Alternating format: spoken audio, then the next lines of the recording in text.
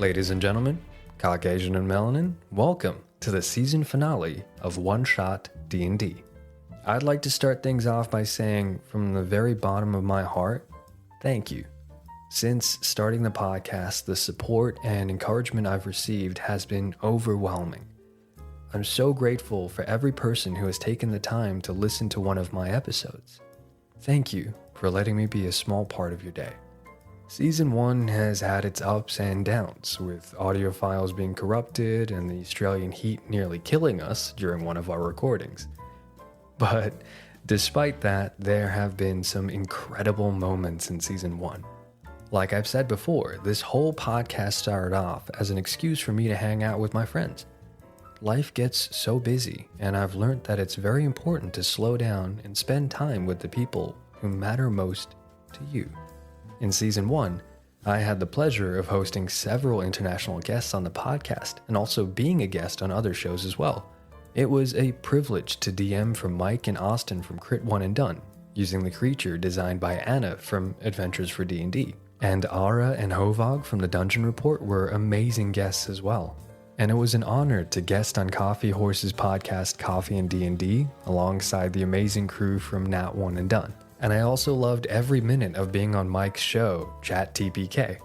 I was also able to run a giveaway with the help of some of the best dice makers in the whole world, Inger from Silver Eye Dice, and Nicole from Dancing Druid Dice graciously made handcrafted dice sets for the giveaway. I was able to partner with Emily from Cult Dice, Dylan from Wizardworks Gaming, and of course, a long-term sponsor of the show, Nicole from Dancing Druid Dice.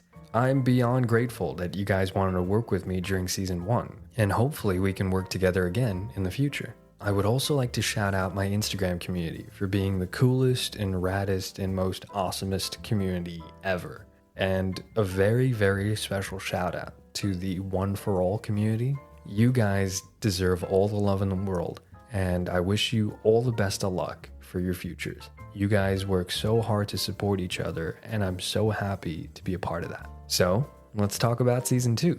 I'm super excited about Season 2. I've got heaps of stuff planned for it, new guests, returning guests, and more adventurous one-shots. But the release schedule is going to look a little bit different.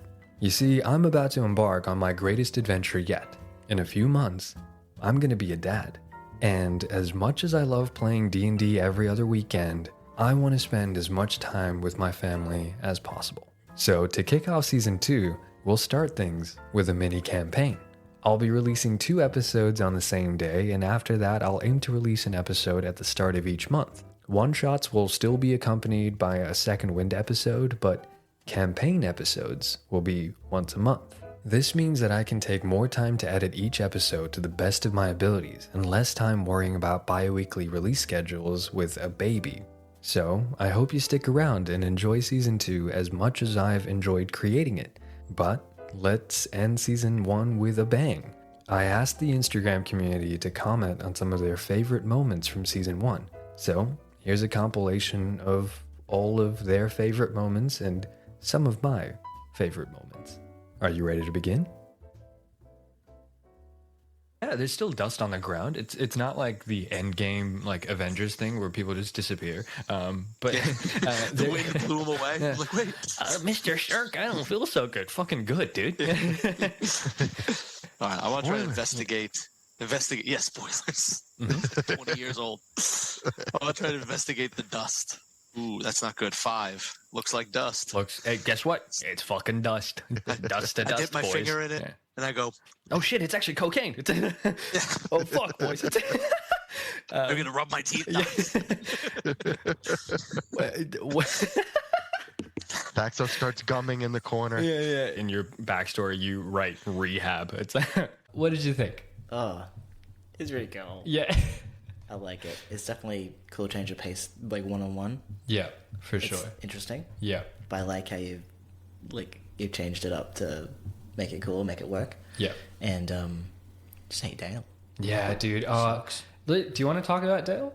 All right. Okay, because let me talk really briefly about Dale. Dale is a character that I've brought into how many campaigns? Everything. Yeah, literally so many campaigns, and Dale is just a character that I've made just to annoy people. Dale's the sleep paralysis demon at the end of your bed. Dude, for sure. And you can do nothing because you instantly know you don't like him. Yeah. And then he just proves that he's just not a good guy in general. But Scummy. he's so oblivious to the fact that he's such a shit human being. Yeah. He's like perfect long flowing hair. Yeah, frosted tips. 24 by 24 pack. Yeah, he's bottles of water splashing on him and 6 squared abs. It's It was after the campaign that he's like, "Did you know they were all vampires?" I was like, "No, I just assumed everyone was a vampire." And you just happened to put a lot of vampires in our path. No, I It was I the hit story. the button that said trust no one. Yeah. Fuck yeah, for sure. One of my flaws is distrustful of everyone. Everyone, yeah. Underlined. And your yeah. Mad Libs. Yeah. It's just like the DM goes, "Hey, look, you're at a shopkeeper. What is he selling?" It's like, I don't know, magical artifacts. How do you acquire magical artifacts? You said he keeps shops, like he owns more than just the one shop. I don't trust that. What is he, like a family fortune kind of guy? It's like, whoa, can you just fucking relax? It's like, I haven't even told you what store this is yet. It's like, no, I don't like it. Yeah. Can I see his reflection in the bottles? It's like, holy shit, dude, relax. All right. First off, It's not far from the truth. yeah, it's like, shit. Okay, look. Yeah, there's no reflection in that. I kill him. Oh, god damn it. Yeah. Yeah. I think I was just lucky that they didn't immediately go for violence because it's Chris Estrada. Everything is also very capable of killing you. So, Yes. so for them, sure. it's like, well, can we light the store on fire? Yeah. No? Okay, we're leaving. Then I don't do that. I don't walk in. Yeah. It's like, oh, okay, that's fine. It's like, okay, before I walk in, or before I let this person walk in, I'm just gonna open the door. It's like, okay. Do they walk in? Like, no, you haven't invited them. So they're a fucking vampire. No, I'm just saying, you haven't insinuated that they should walk in yet. It's like, I'm just gonna leave it open. How long do you want to wait? Hours. How long does it take? It's like, oh god, dude, you're paranoid. Yeah. What I'm going to get you to do is roll a stealth check for me. That is an 18. Yeah, go. With an 18, you silently walk up this roof and start slowly crawling your way into the back entrance. As you walk, you're paying very close attention to even the most minuscule of noises coming from inside the shop. You hear nothing. You don't even hear the sounds of fire in the kiln. There's no smoke coming out this chimney. Seems like the shop, within the 10-15 minutes that you were away, is completely shut down. Is there any movement in the backyard? No, there's no movement, but the door is open in the backyard.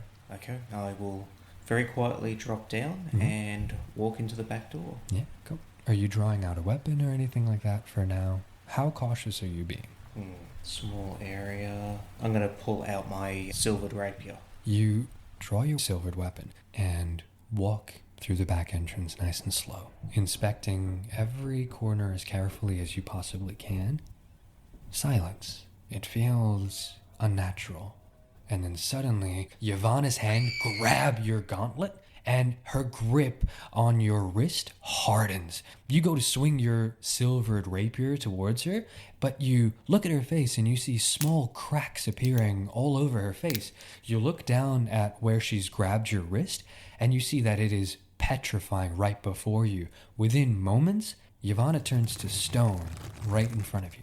What do you do? So you pull out your longbow and you're laying in wait. You knock an arrow and you wait for him to get into the perfect distance. You draw it back. Essentially, as your turn ends, his begins. You see that he's just so quick. Not as quick as you, obviously, but he is very quick, even for a Witcher. And he looks directly at you. Look at us, fighting each other like the savages that we are. Don't you understand that we're the real monsters in this world?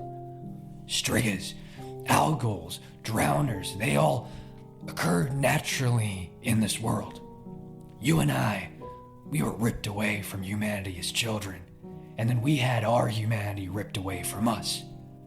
Dozens of boys, subjected to rigorous training, their innocent thoughts replaced with knowledge of the occult. How many of your brothers died during those tests? We are the results of countless experiments and ungodly rituals. So tell me, who's the real monster here?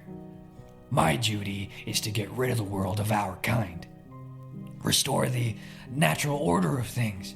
And if you wish to stand in my way, you can join your fellow brethren.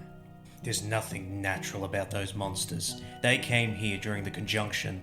We were made to protect humanity, and that is exactly what I'm going to do right here. Magic created those monsters. Magic. Natural, occurring magic in this world. You and I were fucking test subjects. You and I were made in a bloody lab. How many of your friends died in front of you? Are you just gonna push that aside? You're gonna stand on the side of the people who made you a fucking monster? And you see that he is just walking towards you, just steely-eyed, determined. He is enraged. You see the typical veins showing up from a witcher that has been chugging a couple of toxins. It is back to your turn, though. I am going to take a couple of shots at him. And my dwarf paladin, yeah. But man, I put you through the ringer with that You one. killed my father. I killed your father. So how brutal is that? My dad's dead in real life, and episode 1, he kills my fantasy dad. He wouldn't even let me have a fantasy father. Couldn't even pretend. No. Couldn't even pretend. Eggs fucking cues you. It was in session 1. You found his desecrated 2. Why does it have to be desecrated? Why did you have to piss on it before I didn't piss on it. The NPC I created pissed on it.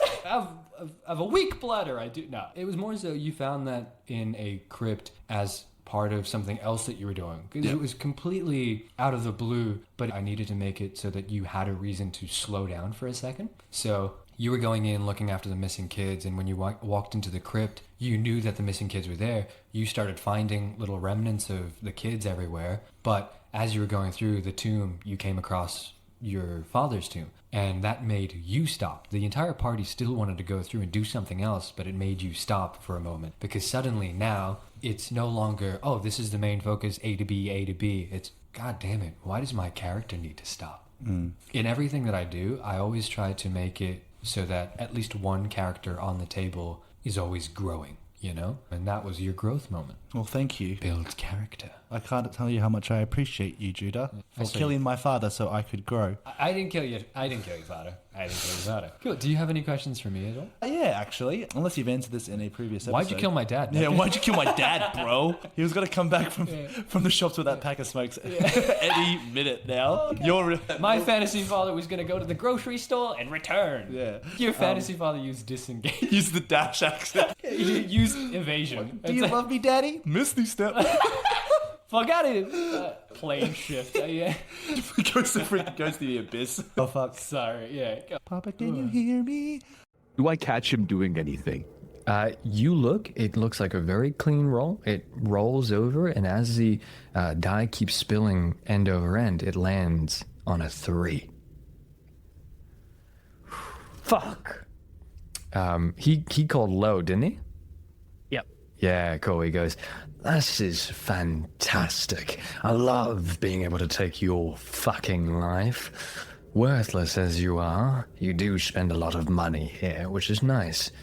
Adds to my collection. Okay. Look around. Look around. I want to look around. Yeah. I want to know. You look around and you see that, again, more of the mist is disappearing. And he goes, you have no chance of winning. Let's be honest. I reckon you've got one more round in you, don't you? Both of you. Maybe. Maybe not. Then let's roll. I call high. And he calls high. And he says, go on. Would you like to play or not? Fridge, I think we should both pick united against him. that's exactly what I was going to say. Okay. And then I turn to Archibald and I say, either we die together or we walk out of here. Okay. And I bet high Okay. along with him. How much HP? 8 again. Okay. Because I didn't lose it last time. And Fridge? I follow suit with 12. Okay. I think is what I have to do. 11. Fantastic. We're going to roll. You both choose high. Yep. And Archibald is going to choose low. He's going to roll. You guys have chosen high. He's chosen low. It's a 5. He looks better than ever. And he looks and he goes, looks like I'm going to win a lot more money. And a lot more than just money. Gentlemen, double or nothing. You two seem Pretty apt. Double or nothing, come on. You won't? So this is essentially, he's saying, you bet your entire life. Double or nothing. And as you're thinking, you see that he's actually growing just a little bit more. It almost seems like he's no longer just a 5'11" older male. You see that he's a little bit bigger now. Fridge, he looks taller than you. And you see that his voice has gotten deeper and darker as well to match. I'm gonna see if I can do this. This is gonna butcher my fucking voice. Look around. Every patron here believes that they have only been here for a few short hours. In reality, some have spent thousands of years gambling away their lives. They can walk out of the casino anytime they want, but they won't, for they know that they will never be allowed back into the establishment unless they're a platinum member. And should they exit without becoming a platinum member, the thought of all the money they could have won, but now never will haunt them for the rest of their lives. You guys get to make your last call. The number is already rolled. He knows what it is. Archibald's eyes widen, and he's keeping his massive hands on the die to cover it. What will it be, fellas? High or low? Double or nothing. He obviously isn't going to bet. No, he's not. But again, if he loses this, he's out. One of you can go high and the other one can go low, but that means that one of you does die. Or you both choose the same thing and both die or both live. Oh, what a quandary. All right, Dak, you got me into this mess. You're going down with me or we're getting out of here together. You go first. Okay. Before we call or anything, if there's anything that you want to do, you can do that. Yeah. Yeah. So, 2 questions. One, as a human, I have heroic inspiration, so I can reroll any one roll. That doesn't apply here, right? What I'll let you do is I'll essentially, the number has already been rolled, but I will let you call, and I'll get you to roll that die then, if you want to use that. Okay. Second question. Sure. I have a spell called Divination, 4th level spell. Yes. I just don't know how it would work in this case. Like, can I cast that to know if it's high or low? Ooh, okay. Because it just says the DM offers a truthful reply, but it could be a short phrase or a cryptic. Sure. You ask one question, specific goal, event, or activity that has occurred within 7 days. Which is this roll. This roll has already happened. And I shit you not, I can tell you exactly what it is. Yeah. Do you want to use it? Yeah. Can I cast Divination at 4th level? You definitely can. Okay. So I do that, and I pray to Joaquin to send me the divine energies of, is this a high or low roll? Okay. You get it. And the number that pops into your head is the number 10. However, you don't know if that counts as a high or a low. Let's talk about that fucking accent. What accent, bro? It's literally just sorry, accents plural. Yeah, I can never settle with an accent. I actually feel like it's weird. Yeah, I feel like I can be quite good at accents if I really focus on like the words and the sentences that I'm saying. But just having to improv certain things, it's just choppy and all over the shop. And I have a tendency to change. So I'll start Scottish, I'll start like a really hard Scottish like this. Then eventually turn into like a leprechaun, sort of like one of them things, diddly-dee potatoes and all that. Who the fuck is that? I'm a fucking pimp wearing Gucci mink. Without me, this whole fucking ship sink. All of a sudden, I start getting very British with it, and then it sort of just deforms into something like this. Yeah. So I'm just never really consistent with my accent. So I was juggling what I wanted to do, and then I'm just like, wait till he introduces you, and then just do whatever comes to your mind. And then for some reason, the first thing that came to my mind was probably like, it's almost like freaking Silence of the Lambs type. It's Philip Seymour Hoffman, isn't it? No, oh, I don't think it is actually. No, Silence of the Lambs is Sir Anthony Hopkins. Yes, Hannibal Lecter is. Yeah. I'm talking about Buffalo Bill. Oh yeah, I was like, wait a minute, because the Mission Impossible with Philip Seymour, he's very much that kind of voice, you know. Yeah.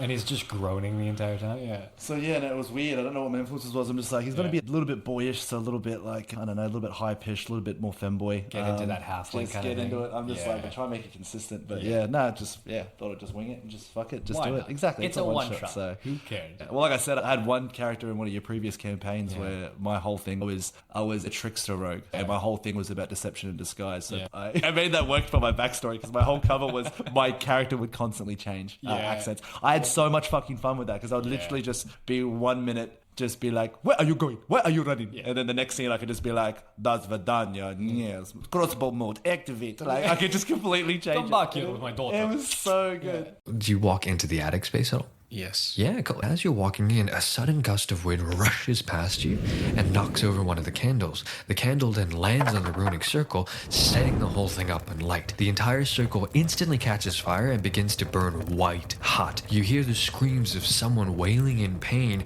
and as you take a step back and cover your eyes from the fire, you remove them, and you see a 14-foot humanoid standing within the circle. The winged being wears a white robe. You see the fabric on his right arm has been completely burned away, leaving behind grotesque burn marks, sometimes exposing the bone underneath. You follow it up, and the burns lead to the face of the creature, which is covered by an ornate owl mask. The owl mask covers most of the top half of the face, but you can still see the creature is missing the flesh around both eye sockets. Hasn't she done well? A gallopy has brought me victims for a long time. Solomon and his wretched ring trapped my body in this realm, but my slaves are free to roam the mortal plane and bring back offerings. You are the latest offering. In opening the doors to this realm, you have doomed yourself. Your soul is now bound to this plane of existence. But should you discover my name, I shall return you to your world. I doubt you will succeed where gifted scholars have failed. You have a choice. Forfeit your soul now, and I shall lessen your suffering. Resist, and decay slowly into the endless sands of time as you search for a way out. I wonder, what will you choose? Roll initiative. All right, I'll put the name. I'll put that on the floor. Put the ruby on top of it, and then pour the oil over it and burn it. Yeah, cool. You take the ruby and you put it on top of this paper and you start pouring the contents of the oil lamp. But as you pour it, you see that the contents of the oil lamp is translucent. With your knowledge of the occult, you assume that this is actually consecrated holy water and not oil at all. The being inside the circle begins to recoil and he wails in pain before fixing his eyes back on you. The creature's wings begin to expand, stretching to either side of this large attic space, covering you with an unsettling shadow. Come now. You know your struggle is foolish. Without the answer to your riddle, there is no escape from this prison. You have 3 attempts, mortal. Its name is time itself. The hours are its title. Once a watcher, always the observer, bound to count to eternity forever. What is your answer? Cadence.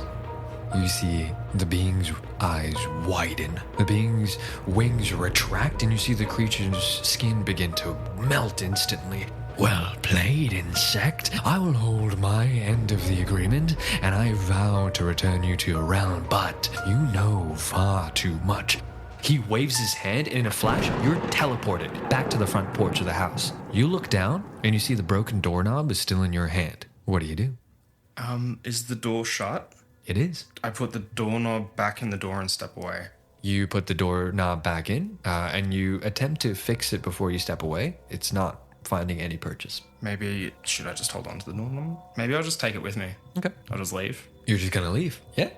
Up to you. Yeah, I don't know. Like, cool. You're gonna return back home. So you walk back out, and it's still the same time that you left.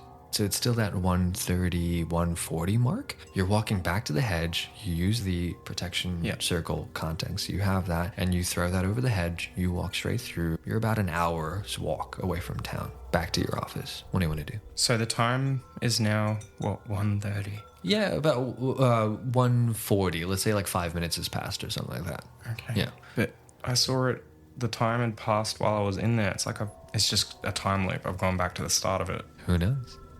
So I haven't actually been able to destroy the demon. All I've done is gotten away from it. Possibly. I'm going after that professor. Cool. Okay. So are you heading back home though? No, I'll head straight for the professor. Cool. You have no idea where the professor lives. He never gave you an address. Shoot. All right. Well, I guess I will go home then. Okay. Cool. You return to your office building. It's a long walk. You are just stewing, trying to piece any information that you would have missed. I went through the hallway. I looked through the door. Maybe I should have used this instead. Almost just talking yourself into a bigger discussion. And as you walk into your office building, the rain outside feels familiar. It feels somewhat comforting. You make your way up a few flights of stairs, 11 flights of stairs to be exact, back to your office. The door is closed, but there is a note attached to your door. What do you do? I pick up the note. You pick it up. Round 2. What? As you look down at your office door, you see that the doorknob is missing. And that is where we'll end this episode. Oh my god, that was so amazing. The dragon is going to take a wild shot back at you guys, though. Sorry. God damn it, that's all. Yeah. Natural 18 on the die, that's definitely going to hit you guys. Can I use my uncanny dodge on the ship and take half damage? You want to use your very specific rogue ability on a fucking ship. Just trying to play selflessly, you know? No, yeah, I know. Yeah. Just because one guy had a condom on the Titanic doesn't mean that they fucking survived, right? You guys take 35 points of damage. And with that, the final blow. Captain Stockwell Dryden has been cut down. Dryden's crew see this. They witness the slaughter, and they surrender their arms. Captain Elber approaches you and reaches out his hand for the fleece. What do you do? I'm going to flip that bad boy around and go invisible. You're going to go invisible? I think so. Fuck this guy. I hate him. I don't like being told what to do. Yeah, cool. Okay. All right, so... I will just let you know, you can definitely do this. However, the entire crew is going to attack you. But if they can't hit what they can't see. With disadvantage, like 20-something men, it's definitely going to hit you. You can fight him, I might for have sure. to give up the goods. All right. After careful consideration, I decide that my character After doing a risk assessment. After filling out a few incident reports. According to my OHS, I should. Apparently the right thing to do would be to hand over the fleece. All right, I'll hand over the fleece. You still don't have... You can fight him. You can die trying. Why not? No, that's all right. Be succinct. We could still turn. I'll take off... Reluctantly, very reluctantly, take off the fleece, fold it like a fitted sheet, and I will hand it to the captain. Yeah. You see Captain Albert notices your hesitation, but as you hand it over, even though it's reluctant, he looks at you and he goes, "Thank you, young man. Well done, lad. I had little hope that you would succeed, but you've proven me wrong." He looks around. "With that bastard dead, we can reclaim the open seas as our own. We have indeed lost some of our finest men, our brothers. But in that process," he turns back to look at you, "we have found another. With that being said, welcome, Buck, to the Executioner." And with that, we'll end the session. I was gonna make a pun. I was waiting that whole game to make a pun. I was gonna.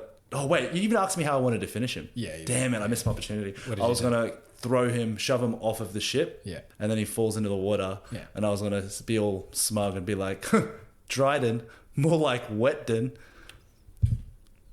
Yeah, get the fuck out of my house. I think there might be an audio issue, bro, because you can't hear the laugh. No, that silence was real. Yeah. Where'd you get crickets, dude? Which was honestly one of my favorite moments as a DM. Definitely one of my favorite moments. That and when you guys wouldn't stop haggling a guy for being a pedophile, apparently, but he wasn't. Yeah, and setting up my character because he looked like a kid. Oh, dude. And then, yeah. I talked about this with Alex. If anyone outside the table is to share this with anyone, I think we might get like a lawsuit against us. Because genuinely, I think, and I hate having to say this out loud. You started this, by the way. You started this. You said, I'm going to disguise Hayden as a sexy child. Oh, yeah. Whoops. The DM, I'm just watching and I'm like, what am I feeding into? It's just the worst kind of humor possible. We're going to bait this guy. I'm like, oh, God.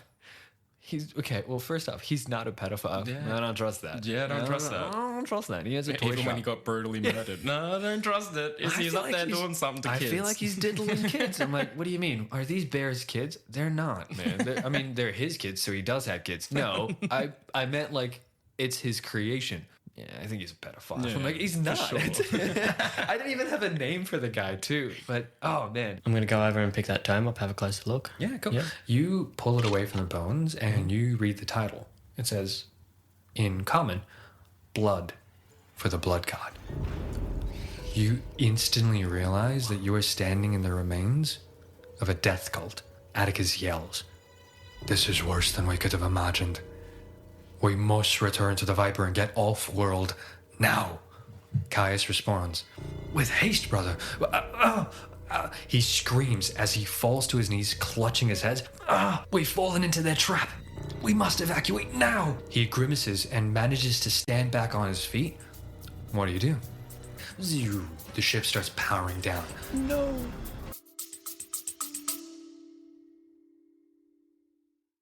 Have you ever looked at your dice and thought, this is the perfect amount, and I definitely don't need to expand my collection? Of course you haven't. You're a dice goblin just like me. All of us have this addiction, but I tell myself that I can stop anytime I want to, or at least I thought I could before I saw the dice sets from Dancing Druid Dice. Dancing Druid Dice has graciously sponsored this podcast and is offering listeners 25% off all of their products when you use the code OneShot25 at checkout. So stop going to dice rehab and use your money wisely, like to buy more dice, because let's be honest, you can never really have enough.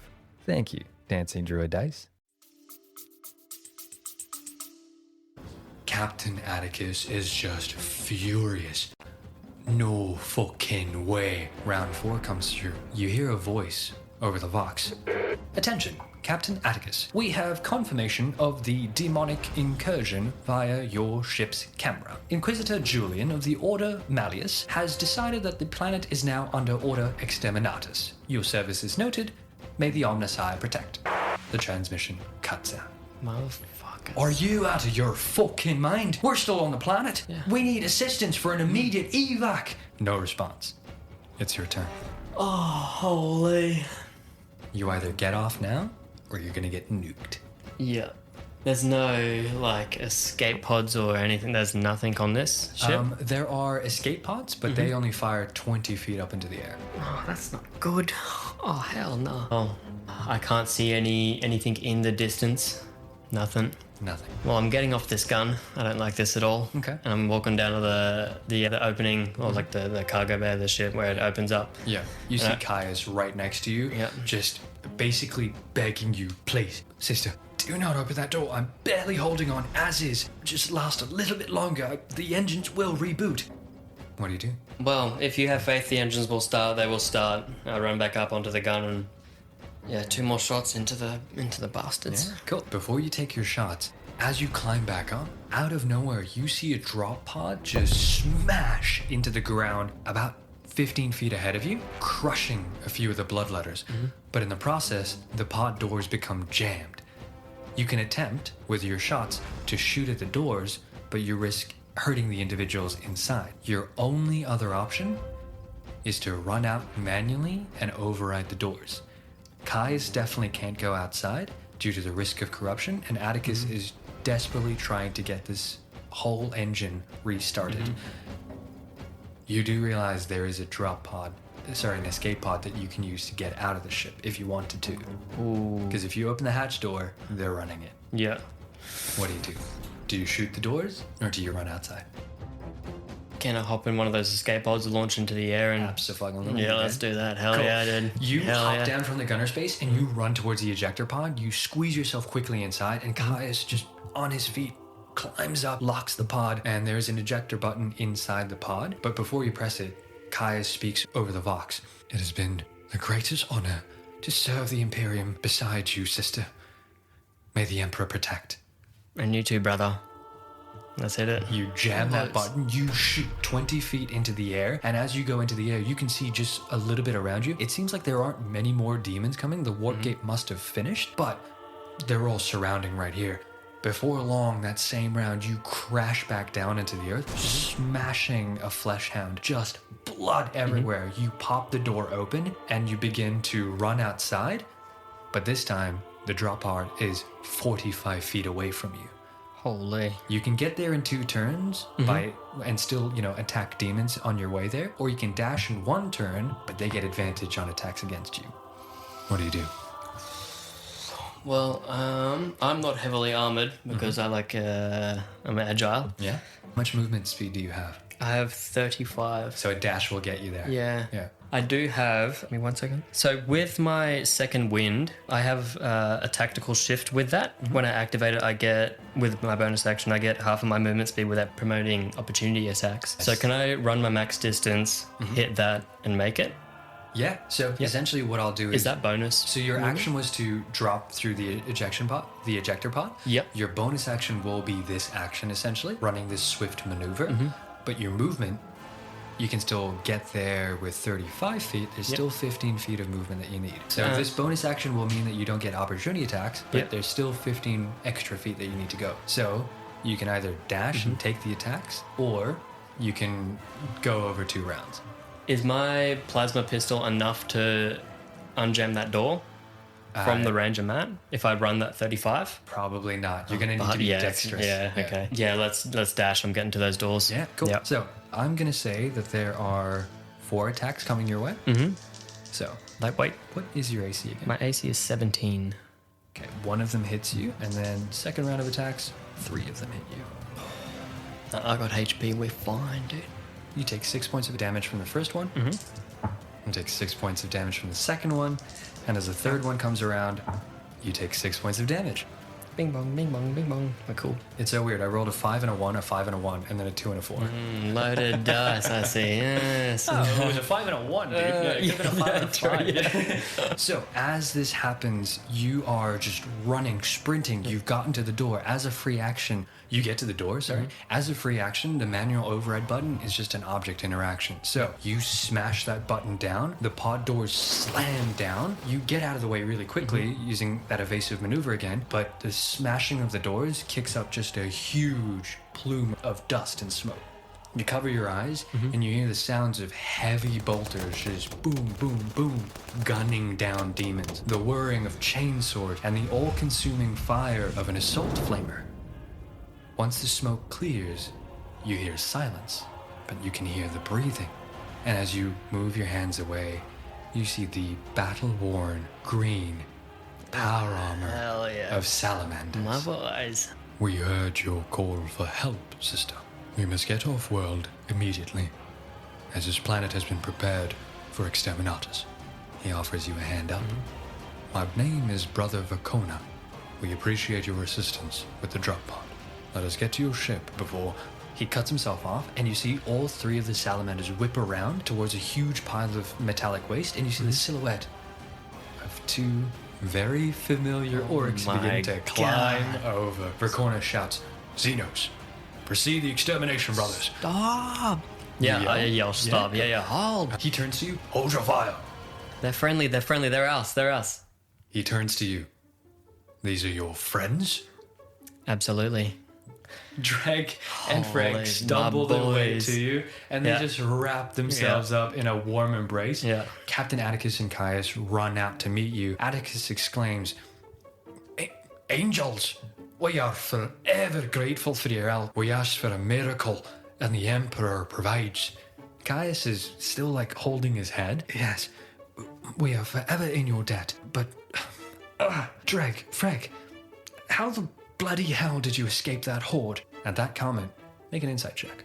12. 12? Yeah. You look down as that comment is made. You look down at your WMRS and you see the salamanders show up as 3 large green dots, but to your surprise, there are only 3 blue dots. And that is where we'll end the session. Holy. Beautiful. You say that, and a voice answers back to you. Greetings. I am the humanoid assistance liaison, but you can call me Hal. I am your pal. How can I be of assistance?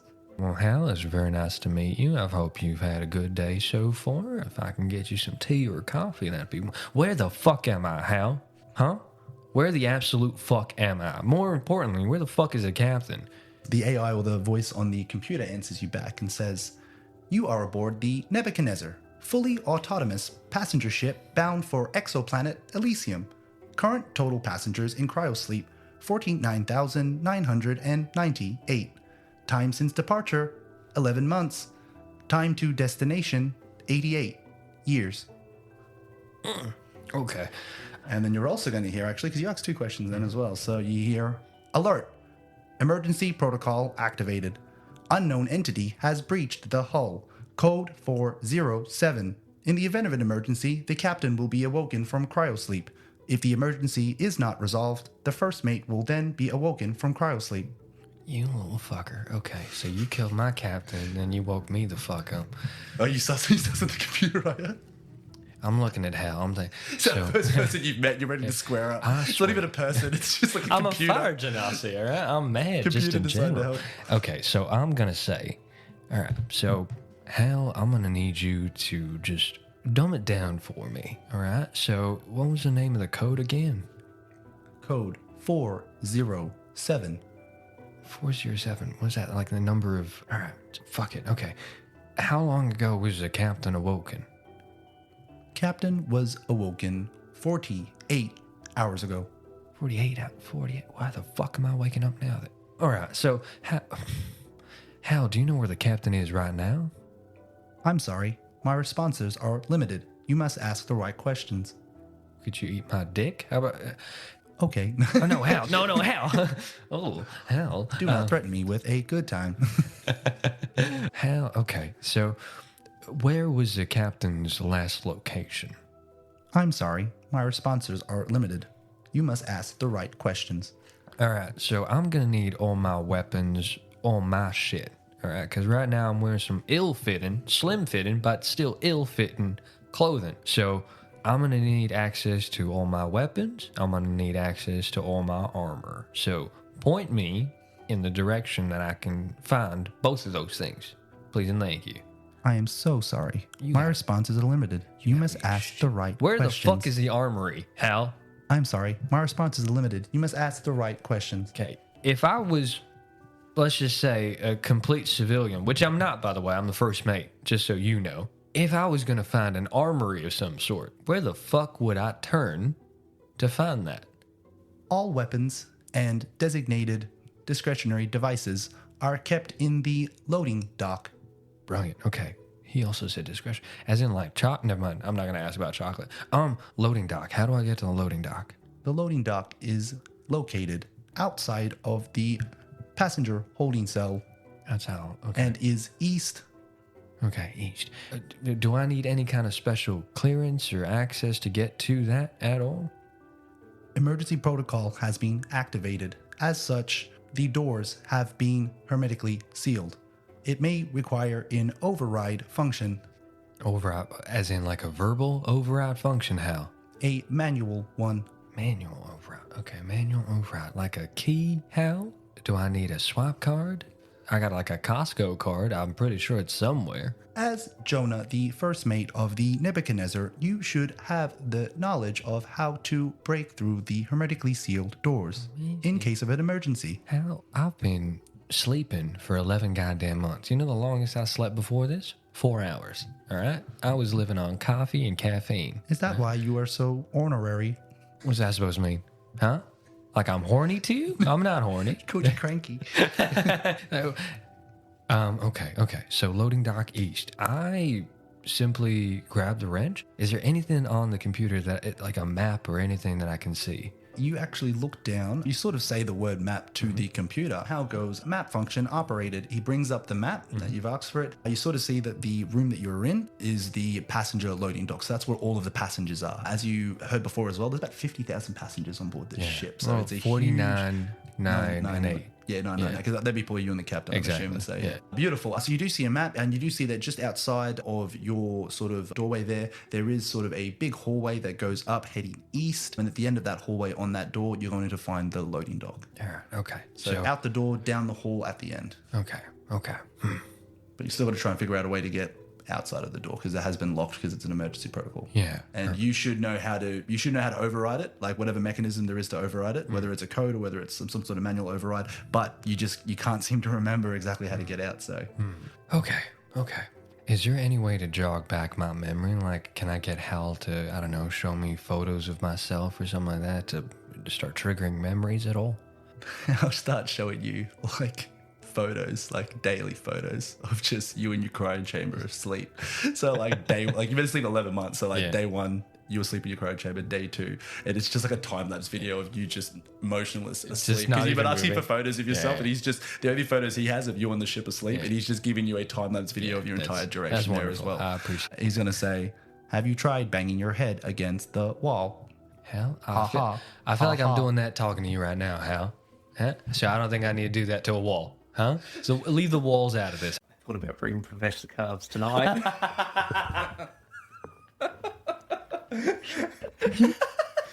Because Rope Trick is hilarious. I love that. I'm pretty sure I'm the one who told you that trick as well. You did, actually. And you fucker. How dare you? I built an entire character around the ability to do that. The funniest part about it is, like, we're playing this whole thing, right? And it took us, 4.5 hours? Mm-hmm.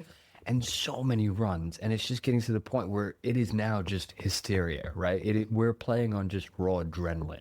There were M&Ms. There was a bowl full of M&Ms. We're on sugar for the most part, playing. And I'm telling you guys, and I keep pleading with you. I'm like, guys, it's late. You can go home. Guys, it's very late. You can go home. And you're like, no, fuck you. We're going to finish this off. And I'm like, we can win this. I'm watching the hours click over, and it's gone from like 9 to 10 to 11. I'm thinking, oh God, it's 11 to 11:30. And I'm thinking, guys, I don't think we don't need to do this. I will not be disappointed if you go, hey, it's getting late. I need to go home. I'm like, that's fine, guys. I had so much fun. No, you fucker. I have something, and you haven't let me use it, which is so funny because I do the exact same thing too. Because I remember so vividly, we were at Hayden's house, and you had this beautiful thing, and I think it was a black dragon that you had, and you did the thing where you're like, oh, everyone can choose one basic magic item. Mistakes were made. Exactly. This is how I don't give you shit anymore. I can give other people things, and I'm like, you'll try and break the game. You won't. But you... So to get back at you, and actually, no, I did this, and then Rope Trick got back at me, so I'll give you that. But right at the very end, I created a character, and I still remember it was Gerard Way, which is the lead singer of My Chemical Romance. I made him a bard, and right at the very end, obviously this dragon is a behemoth. It's a black dragon. What the fuck are we going to do to a black dragon? It was 4 or 5 of us on the table, and we're all doing as best we can. I just pull away, and I'm going, Ben, is blowing a horn of Valhalla an action? You go, yes, it is. And I went, okay, that's fine. Can I do that now? And you're like, yes. All right. I blew it. And then with my bonus action, I action searched. And I rolled really well. I think I was like 7 of the fuckers that showed up. So 7 of them and me with my action surge, I went in, and I don't remember the exact spell that I cast, but it was enough to... I think it was Earthbind or something like that. Yeah, you pulled him out of the air. Earthbind. I Earthbound him, and then 7 of them came in, and I was like, all right, each one of these berserkers is going to roll to grapple the dragon. It's like, all right. They're going to roll with disadvantage because they're much smaller than the creature. I'm like, yeah, that's fine. There's 7 of them. And as soon as I said that, I remember looking at you, and you went, oh, I see what you're trying to do. And I'm like, how many legendary resistances do you have? just whittled away. Because I think I have 1 or 2 left at that Yeah. point. And it's just a matter of, okay, look, I've got 7 opportunities to get rid of 2 resistances, and guess what? I did. My Horn of Valhalla and me casting Earthbind was enough to just go. Because again, me blowing the horn is not a spell. No. So I could cast another spell, which was Earthbind. So it fucking worked perfectly. Again, loopholes. Moments like that you gotta love. Yeah, even if it completely stumps you as a player or a DM, you look at it and you just, oh, they got me. One-on-one fight scene, best fight scene ever. My choice is probably a bit different. I look for a lot of different things because I could tell you like best, like say gunfight scene or knife or sword fight scene, weapon fight scene. I think just flat and based just on the choreography and just the artistry of it. Drunken Master 2. I was just gonna guess, bro. Drunken Master 2 was amazing, bro. It took like 8 months to film that, and it has everything in it, man. It's just awesome. So that's probably my choice. I'm a bit of a purist, but there's a lot of modern stuff I really like. But Drunken Master 2 is just classic. It's like got some of the best choreography you'll ever see. But even like old school Crouching Tiger, Hidden Dragon had some good ones that's pretty too. good. I just like a lot of like there's a sense of realism with Drunken Master though as well, with like Crouching Tiger, it's a lot of wire work and a lot of this and that. But like it's just like Drunken Master is just pure aggression. He's just literally drinking lighter fluid and vomiting and just being Just trying to fight. And he's just getting into it and just and I just love that he just keeps getting more and more cooked, more and more drunk, and he just gets better and better as he gets along. And and the guy he's fighting, which I have to mention this every time, it's his bodyguard in the actual fight, and he's got some of the best kicking I've ever seen. So, What Which about you? is like, I don't think you're wrong at all. Is this gonna be Aragorn fighting the Uruk-hai? Eat my ass. Is it actually? No, it's not. No. It's when Aragorn fights them. It's when Aragorn fights. No, actually, They have some good fight scenes in Lord of the Type Rings. 2, bro. Top second fight scene is probably, I wouldn't call this a fight scene, but just the most dramatic moment for me in a fight. Top 2 for sure. The second is probably the part when like Lutz is fighting Aragorn right after killing Boromir, right? And you see that bit where like he stabs him, and as he stabs him, he just starts pulling himself. Saying that right now, I get goosebumps. Yeah. But best fight scene of all time for me, mainly because of the meaning and the depth behind it, the train fight scene from Spider-Man 2. Fantastic. Cannot fault it. I cannot fault it. The fact that he holds on a little bit longer just because his Aunt May told him to hold on a little bit longer. The fact that as he's being carted back, he's like, he's no older than my son, you know? Or it's like, don't worry, mister. We won't tell nobody. Tears, bro. We won't tell anybody, Tears. Spider-Man. Tears. And then I love when everyone stands up for him and then just instantly he just separates them and just throws them all into the windows. Love it. In order of Xenos that I like, orcs, Necrons. Necrons is one that I keep forgetting about, but every time their lore comes up, it's so Necron lore is so fucking tragic. Oh, they're shit, but it's so fucking tragic. I love it. And then obviously Tyranids come through. Yep. And then literally any other species that was ever mentioned in the books, games, whatever, even just remotely been like, oh, do you remember that one race that looked like a lizard? Yep. Like, yeah, cool. They all rank well above the fucking Tau. If you play Tau, you're a fucking communist. Oh my god.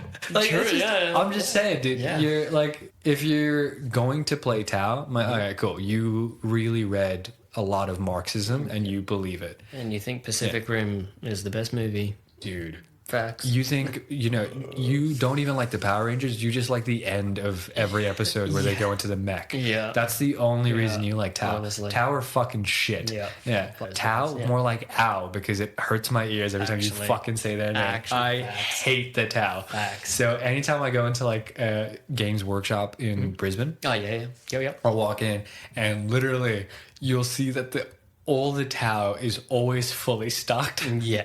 But it's all like dust on them. Yeah. Because I'm like, They've been there for that long. I'm like, no one touches that. I'm like, so why do you have it? We have to legally have some. It's quota we have to fill out, guys. So like, honestly. Tau suck ass. Yeah. Stuff like that. It's fucking hilarious. It's too funny. Like, there was this part in our campaign where these guys found out that the kids were like missing in the town as like a side mission. It was a complete side thing. They were just like, oh, we'll come back to that at some point. But they were like, no, we're going to take this and we're going to go head first. That's like main objective right now. I was like, oh, okay, fuck. So they went in and they found this toy store, and I love it because like they went in and I'm like, oh, it's a toy store. You know that there's a toy store, like there's an owner of the store. He makes toys and whatnot. And they just, without me saying anything and guiding them, they were just like, I think this guy's going to be a pedophile. I'm like, wait, what? I'm like, yeah, he steals kids. He has a toy store. This guy's a pedophile. I'm like, no, I don't think so. Well, actually, no, I know so because I made this character. I'm like, he's not a pedophile. And he's like, no, we're going to try and lure him out. I'm like, what do you mean lure him out? And one of my characters put his hand up and he's like, I dress up as a sexy child. And I'm like, what the fuck? And he's like, I'm going to try and persuade this guy. I'm going to roll persuasion. It's charisma, right? I've got high charisma. I'm like, I don't think I can let you do this legally. It's like outside this game. I don't think legally I can let you do this. Moments like that are awesome, dude. Not the Blood Angels. Blood Angels, yeah, that's it. Yeah, Blood Angels. I do like the Blood Angels. Dante and the boys is pretty sick. Mephiston. Blood Angels are quite fucking good. Yeah. I love the whole like vampiric aspect to them as well. That's really sick. Because like all throughout 40K in the books, you read how they have so many gene implants and whatnot, and they get multiple organs. But the best part about it is every fucking Space Marine can spit acid. Not one of them does. No, that's so wild. I keep forgetting about it, and people like throw it in. I'm like, excuse me, sir. I'm like, but why? Yeah. Like, I don't know. Yeah, they just do. Yeah. I don't know. But the reason I bring that up is because some Marines can actually eat their enemies and gain knowledge. Yeah. That's whereas exactly what the they Blood do. Angels are just like, I can do better than that. Yeah. Hold my beer. Yeah. Hold my beer. Actually, wait, I'm gonna suck this guy up. It's like, wait, whoa. What do you mean by that? Pause. You said you are going to. Okay, I'm reading through your notes here from the mission. It said, and then I sucked him dry. What do you, Dante? Do you want to explain to me what that means by sucking him dry? Getting it on his knees. Hey, whoa. Brother. Brother, you don't understand. I have to, brother. Where did you bite him? Brother, do not make me answer. Oh, God. Did you... Was it in the neck? Was it the arm? It was a vascular area, I'm sure. Brother, no. Say it. Don't make me say it, brother. Don't make me say it. Heresy. Yeah. Heretic. Yeah. Nah, how good. Cool. Who would you play? Dude, your hands down, Black Templars. Black Templars, Are you fucking kidding me? I love the Knights Templar, mainly because they were this badass organization. I mean, like in real life, absolute assholes. Yeah. But just the lore around them, how they, have found like the Holy Grail and shit like that. Like that to me is fantastic, I love getting into that kind of lore of just ancient shit. But Blood Angels, the fact that Blood Angels, how I like to perceive them, are basically A to B. This is your mission. Get it done. Yeah. It's basically, well, fucking get her done. Yeah. How are you going to get it done? Don't worry about it. Send in the, they're not the Death Watch, they're Death, like guard. First Legion? The Blood Angels that fall to the red, or the black thirst. Oh, where they see everyone as Horus and their Sanguinius dying. Yeah. And so they go insane. So they're like, bloodthirst? Yeah. They're like, oh, well, they're still alive and they're useful. So we'll just like knock them out and we'll put them in a ship. Yeah. And then to start battles, they'll fly that ship over and just drop all these like insane bloodthirsted Marines at them. And they're just running wild. And they'll just rip everyone up. Okay, they're dealing with that. Let's go, boys. Yeah. Oh. Dante's sucking him again. Yep. Fucking Jesus, we've not even here for this guy isn't insane. Yeah. He's not insane. He just acts like he is. Oh, no, guys. I saw him doing Sudoku before he landed. Yeah. Oh, no, not again. Don't make me suck your blood. No, I guess I have to. Like, you don't have to. It's like, guess your pants are coming down. It's like, force my hand. You're forcing your hand. Dude. It's like, get away from me. Brother, stop. No, how good. All right. Okay, let's do it. Yeah, sweet. So you guys start walking down the staircases, and you see that there's like 8 flights of stairs to walk down. God. As you're walking down to the ground floor, you get to the main panel, but you notice that Wyatt is limping down the stairs. Why? What's with that stagger, son? Nothing, Pop. I done twisted my ankle when I tripped in the hallway. Just a bit of dry blood. It looks worse than it actually is, honestly. Show us your leg, please. It's fine. Look, I'm Mr. Tyvar, sir. I'm telling you, I'm okay. I've never felt better in my life. Make an insight check. I know what it is. I know what it is. God fucking damn it. 21. You look at his leg. Yeah. You look at the wound, and you see that there's a pool of blood forming around Wyatt's foot. You look at the wound. Doesn't look like a slash. Cassius exclaims, "Son,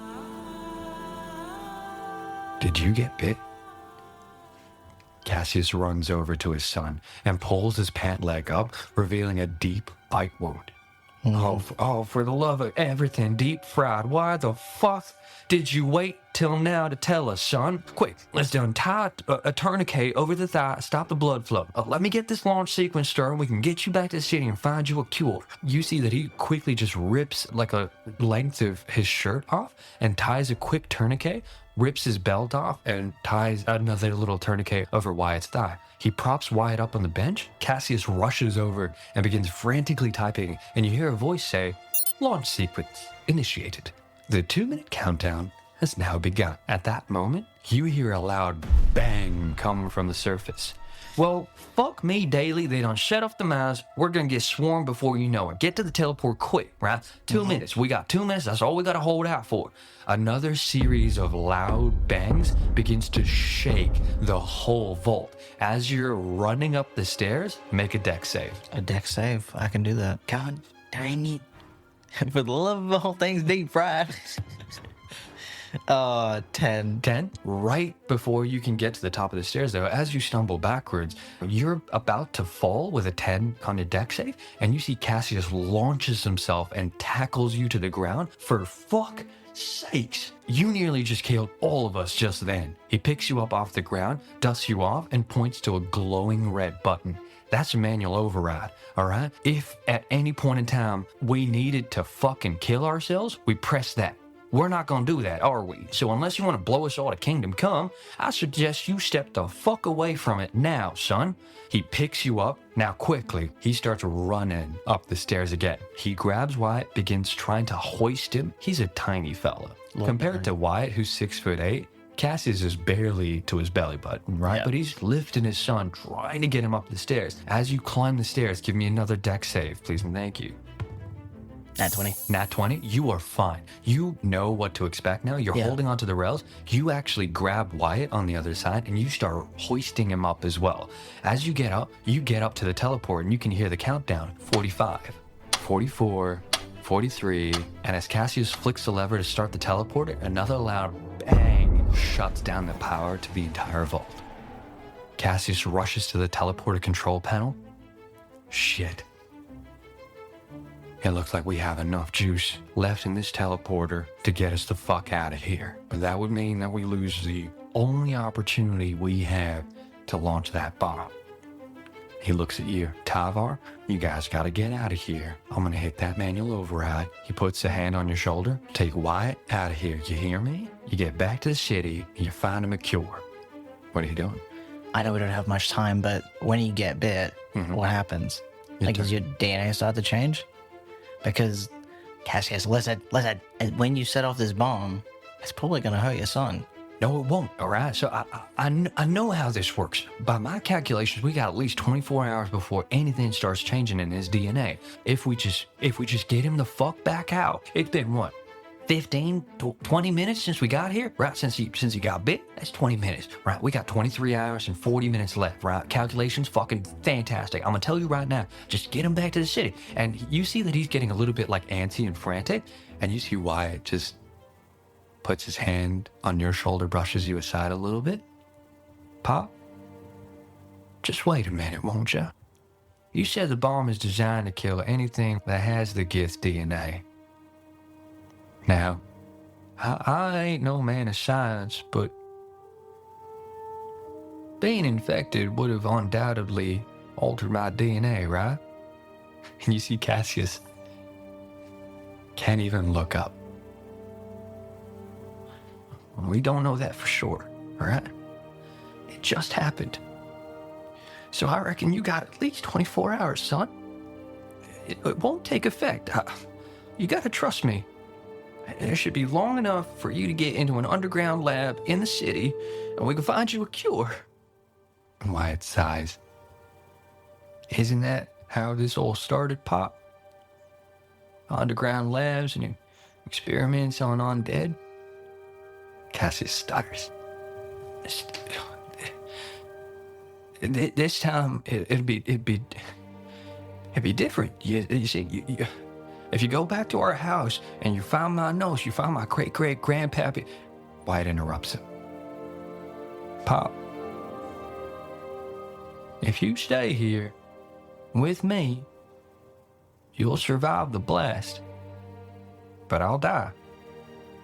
Now, if I go to the city and you set off this bomb, you might make it back home to the city. I'll still be dead, Pop. Cassius gets close to his son. Now you listen to me. Why, it is my job as your father to keep you safe. A father should not have to bury his son, all right? It's because of me that you're in the wildlands in the first place. Please, please, don't let me be the reason you stay here.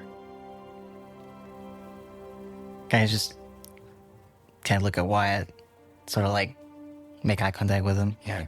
Like have a little bit of a, I guess, a moment. Like trying to speak to him with my eyes. Yeah. And like sort of nod a bit. He nods back at you and he's like, thanks, Mr. Tyvar. I really enjoy the bike ride. And he looks back at his dad. Dad,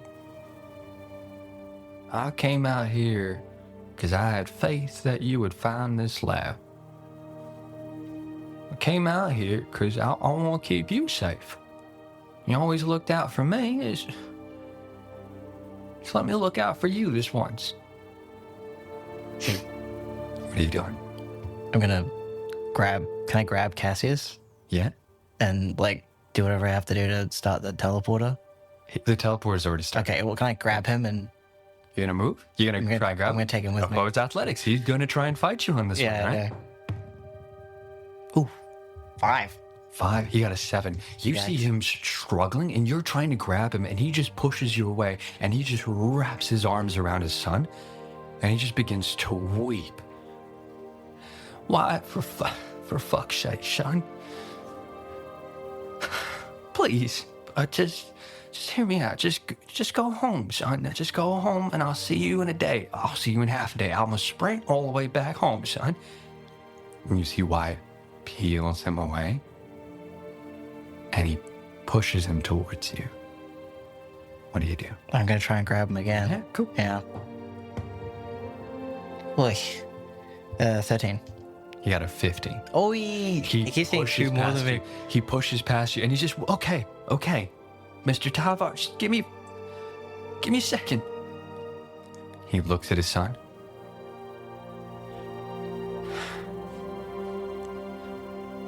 I guess you can go push that button now. That's what you wanted to do, right? One last time. Come on, push that button. And he just stands there. You see Wyatt smiles. And he begins to walk down. Cassius is not moving. What do you do? Just watch him go. Like, Cassius, we have to go now. We have to leave. Cassius just turns, walks towards the teleporter, and as it whirs and you step inside, the last thing you see is the bunker doors smashing open and hordes of zombies begin to fall inside. Wyatt does not have enough time to get to the button, but it's too late. In a flash, you are teleported right into Selim. The city guards quickly surround you, and without a moment's notice, Cassius pulls out a handful of powder and he throws it into the ground. A smoke bomb erupts and he begins sprinting towards the city walls. What are you doing? Like, to leave. He's trying to get to the city walls. You know that there are stairs that you can go up the city walls to have a better view of the wildlands. Okay. I'm gonna follow him. You start running. Yeah, I'm gonna bolt after him. You chase after him and you follow him up the stairs and they lead you all the way to the top. And as you reach the top of the wall, you see Cassius looking around into the distance, trying to find out where his son is. Make a reception check. Oh, 9? 9? You're looking into the wildlands. He's gonna make a check as well. Natural 12 on the die with his reception. He's gonna see it. You look into the wildlands and to the east, a small mushroom cloud appears. After a few moments, you notice a massive wave of dust begin hurtling towards the city walls. Within moments, a shockwave slams into the protective shield of the city before subsiding. The dust settles. You can see the smoke appearing in the distance from the lab Mimus Bruner. Cassius slumps to his knees. And that is where we'll end this season. It's been my pleasure to be your DM, and I hope you stick around for the next season and keep an eye out on Instagram for the release date of Season 2. I hope you had fun, and I'll see you in the next season.